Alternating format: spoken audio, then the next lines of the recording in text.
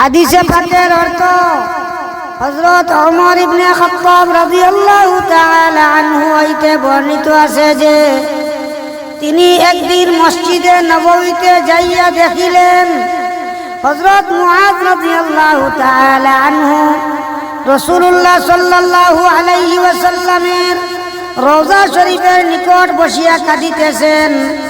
হযরত ওমর রাদিয়াল্লাহু তাআলা আনহু জিজ্ঞাসা করিলেন, আপনি কেন কাঁদিতেছেন?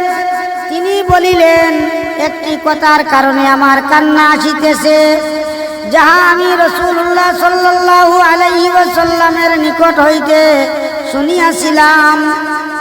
তিনি ইরশাদ করিয়াছিলেন, সামান্যতম লোক দেখানো শিরিক, আর যে ব্যক্তি আল্লাহ তাআলার কোন দুষ্টের সহিত শত্রুতা করিল সে আল্লাহ তাআলাকে যুদ্ধের আহ্বান জানাইল।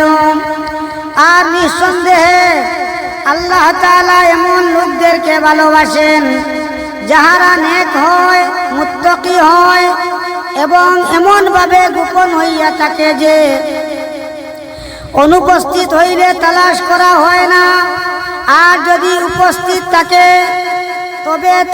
তবে না তাহাদিগকে ডাকা হয় আর না তাহাদিগকে কেহ চিনিতে পারে।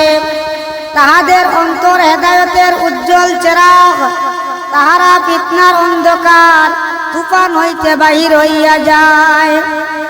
অন্য হাদিসে হযরত মালিক রাদিয়াল্লাহু তাআলা আনহু হইতে বর্ণিত আছে যে রাসূলুল্লাহ সাল্লাল্লাহু আলাইহি ওয়াসাল্লাম ইরশাদ করিয়াছেন, দুইটি ক্ষুধার্ত বাঘকে বকরির পালের মধ্যে ছাড়িয়া দিলে উহারা বকরির পালে এই পরিমাণ ক্ষতি করে না যে পরিমাণ মানুষের মালের লোভ ও সামান্য লিপ্সা তাহার দিনের ক্ষতি করে।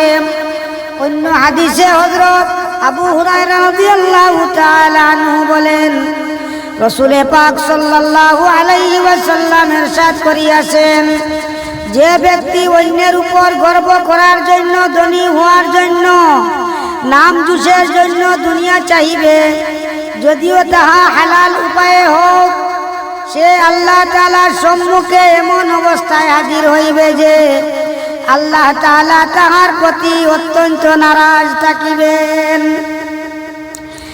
আর যে ব্যক্তি হালাল উপায়ে এই জন্য দুনিয়া হাসিল করে যেন অন্য নিকট হইতে চাওয়া না হয় এবং নিজ পরিবারের জন্য রুজি উপার্জন হয় এবং প্রতিবেশীর উপর ইহসান করিতে পারে, সে কিয়ামতের দিন আল্লাহ তাআলার সহিত এমন অবস্থা সাক্ষাৎ করিবে যে তাহার চেহারা পূর্ণিমার চন্দ্রের নিয়া চমকাইতে থাকিবে। সুবহানাল্লাহ।